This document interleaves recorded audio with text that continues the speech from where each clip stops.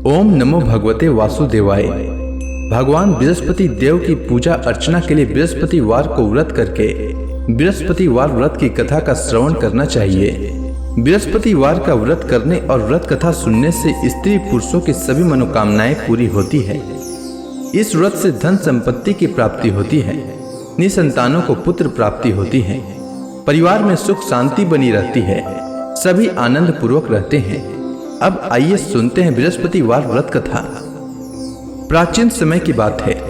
भारत में एक राजा राज्य करता था। वह बड़ा प्रतापी तथा दानी था। वह नित्य प्रति मंदिर में भगवत दर्शन करने जाता था। वह ब्राह्मण और गुरु की सेवा किया करता था। उसके द्वार से कोई भी याचक निराश होकर नहीं लौटता था।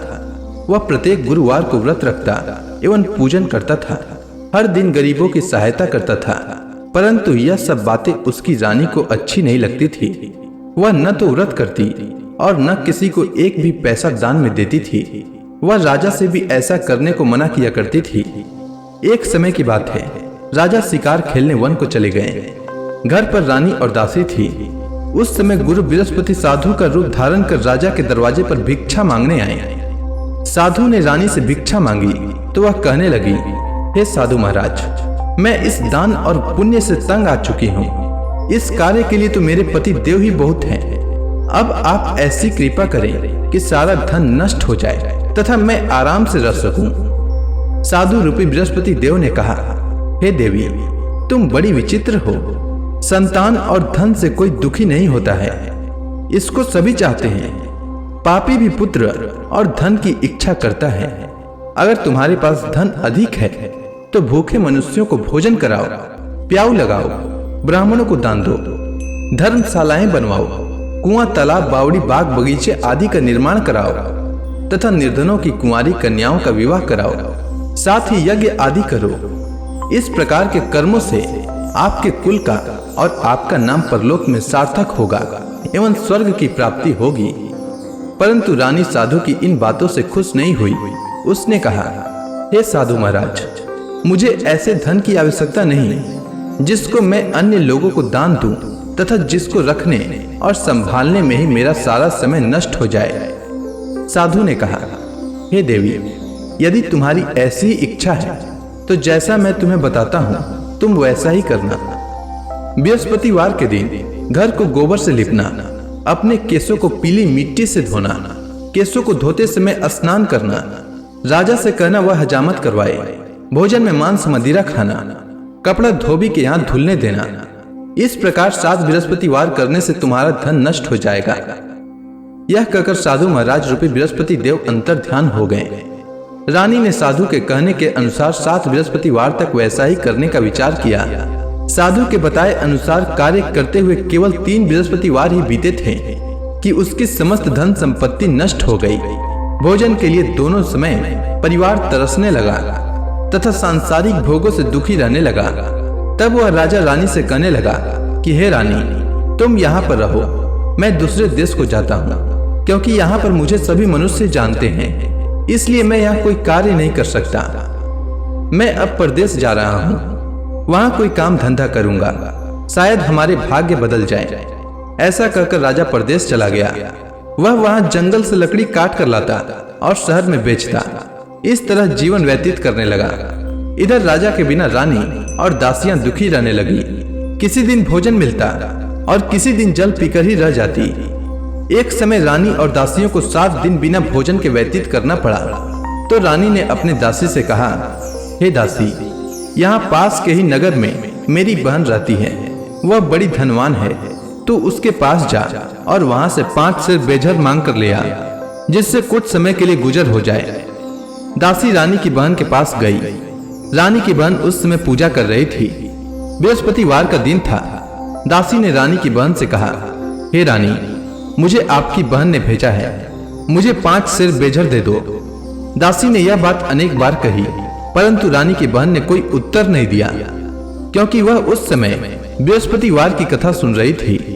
जब दासी को रानी की बहन से कोई उत्तर नहीं मिला तो वह बहुत दुखी हुई। उसे क्रोध भी आया।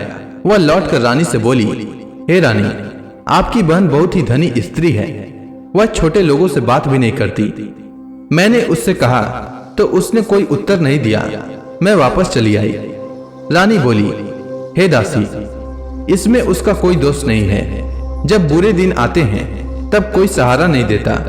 अच्छे बुरे का पता विपत्ति में ही लगता है। जो ईश्वर की इच्छा होगी वही होगा। यह सब हमारे भाग्य का दोष है।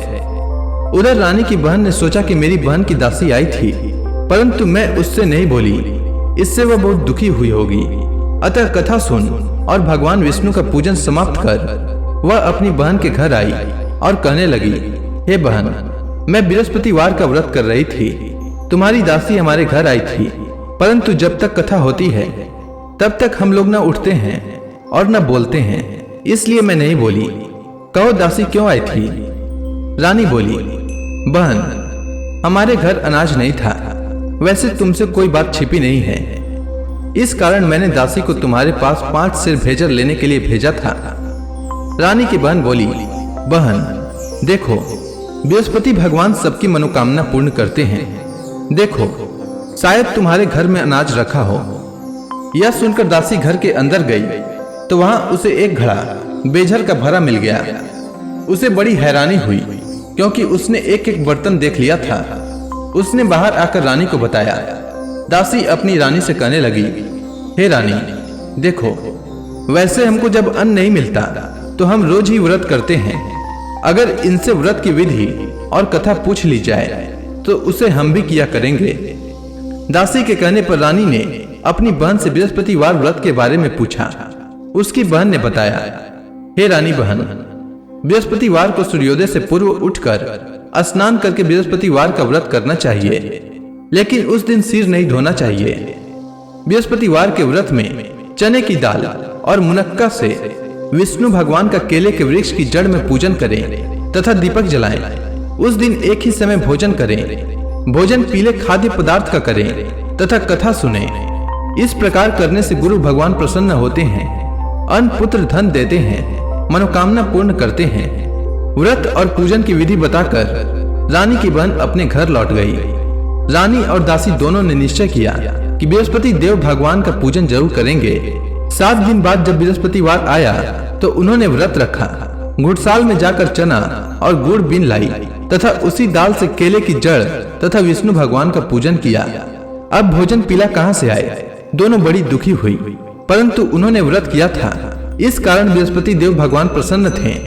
एक साधारण व्यक्ति के रूप में वे 2 थालों में सुंदर पीला भोजन लेकर आए और दासी को देकर बोले, हे दासी, यह भोजन तुम्हारे और रानी के लिए है, तुम दोनों करना। दासी भोजन पाकर बड़ी प्रसन्न हुई और रानी से बोली, रानी जी, भोजन कर लो। रानी को भोजन आने के बारे में कुछ पता नहीं था, इसलिए वह दासी से बोली, जा तू ही भोजन कर, क्योंकि तू हमारी व्यर्थ में हंसी उड़ाती है। दासी बोली, एक व्यक्ति भोजन दे गया है। रानी कहने लगी, वह भोजन तेरे लिए दे गया है, तू ही भोजन कर। दासी ने कहा, वह व्यक्ति हम दोनों के लिए 2 थालों में भोजन दे गया है, इसलिए मैं और आप दोनों ही साथ साथ भोजन करेंगी। दोनों ने गुरु भगवान को नमस्कार कर भोजन प्रारंभ किया। उसके बाद से वे प्रत्येक बृहस्पतिवार को गुरु भगवान का व्रत और पूजन करने लगी।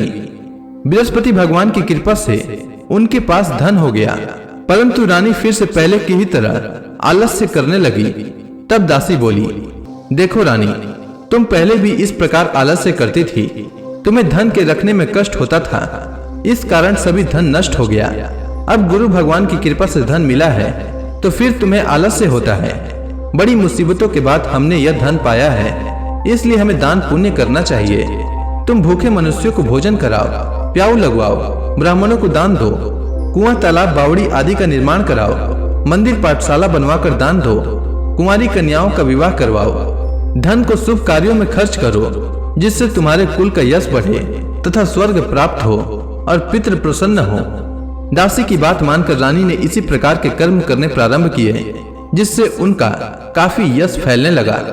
एक दिन रानी और दासी आपस में विचार करने लगी कि न जाने राजा किस दशा में होंगे, उनकी कोई खोज खबर नहीं है। गुरु भगवान से उन्होंने प्रार्थना की और भगवान ने रात्रि में राजा को स्वप्न में कहा, हे राजा, उठ, तेरी रानी तुझको याद करती है, अब अपने देश को लौट जा। राजा प्रातः काल उठकर जंगल से लकड़ियां काट कर लाने के लिए जंगल की ओर चल पड़ा। जंगल से गुजरते ही वह सोचने लगा, रानी की गलती से उसे कितने दुख भोगने पड़े। राजपाट छोड़कर उसे जंगल में आकर रहना पड़ा। जंगल से लकड़ियां काटकर उन्हें बेचकर गुजारा करना पड़ा। उसी समय उस जंगल में बृहस्पति देव एक साधु का रूप धारण कर आए और राजा के पास आकर बोले, हे लकड़हारे, तुम इस सुनसान जंगल में किस चिंता में बैठे हो, मुझे बतलाओ। यह सुनकर राजा के नेत्रों में जल भर आया और साधु की वंदना कर बोले, हे प्रभु, आप सब कुछ जानने वाले हैं। इतना कहकर राजा ने साधु को अपनी संपूर्ण कहानी सुना दी। महात्मा दयालु होते हैं। वे राजा से बोले, हे राजा, तुम्हारी पत्नी ने बृहस्पति देव के प्रति अपराध किया था, जिसके कारण तुम्हारी यह दशा हुई है। अब तुम किसी प्रकार की चिंता मत करो, भगवान तुम्हें पहले से अधिक धन देंगे। देखो, तुम्हारी पत्नी ने बृहस्पतिवार का व्रत प्रारंभ कर दिया है। अब तुम भी बृहस्पतिवार का व्रत करके चने की दाल व गुड़ जल के लोटे में डालकर केले का पूजन करो, फिर कथा सुनो। भगवान तुम्हारी सब मनोकामनाओं को पूर्ण करेंगे। साधु को प्रसन्न देखकर राजा बोला, हे प्रभु, मुझे लकड़ी बेचकर इतना पैसा भी नहीं बचता जिससे भोजन करने के उपरांत कुछ बचा सकूं। मैंने रात्रि में अपनी रानी को व्याकुल देखा है। मेरे पास कोई साधन नहीं जिससे समाचार जान सकूं। फिर मैं बृहस्पति देव की क्या कहानी सुनूं? मुझको तो कुछ भी मालूम नहीं है। साधु ने कहा, हे राजा, तुम किसी बात की चिंता मत करो। बृहस्पतिवार के दिन तुम रोजाना की तरह लकड़ियां लेकर शहर में जाओ। तुम्हें रोज से 2 गुना धन प्राप्त होगा, जिससे तुम भली भांति भोजन कर लोगे तथा बृहस्पति देव की पूजा का सामान भी आ जाएगा। इसके बाद राजा ने साधु के कहे अनुसार बृहस्पतिवार का व्रत किया। बृहस्पतिवार का व्रत करने से राजा के दिन सुधर गए। इसके बाद वह अपनी रानी के पास गया और फिर दोनों आनंद से जीवन यापन करने लगे। इसलिए सुख समृद्धि की कामना करने वाले मनुष्यों को बृहस्पतिवार का व्रत करना चाहिए और बृहस्पति देव की पूजा करनी चाहिए। साथ ही बृहस्पतिवार व्रत की कथा सुनना चाहिए। तो प्रेम से बोलिए विष्णु भगवान की जय, बृहस्पति देव की जय, समस्त देवी देवताओं की जय।